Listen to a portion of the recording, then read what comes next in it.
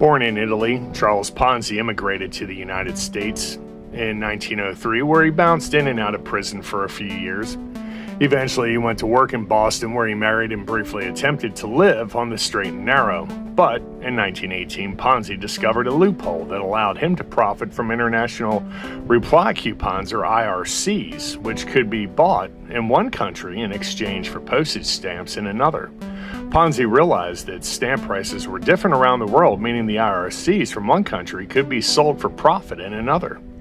He quickly formed a company to do just that, promising huge rewards to investors who queued up to take advantage of the scheme.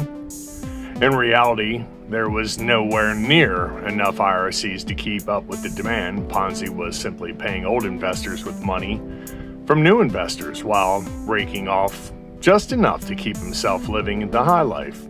By the time this fraud was uncovered, his gullible investors had lost an estimated $20 million.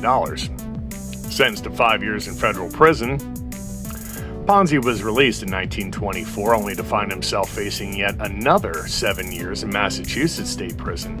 Instead, Ponzi fled to Jacksonville, Florida, where he started a fraudulent real estate scheme. Quickly caught and sentenced to a year in a Florida jail, he hopped bail, faked his own suicide, and attempted to flee back to Italy.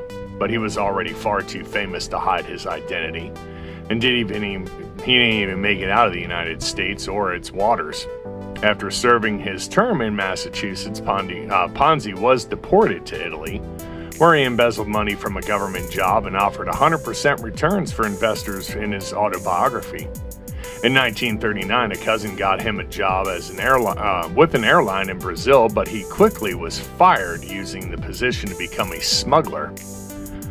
With his health deteriorating, Ponzi eked out a living teaching English and collecting unemployment benefits.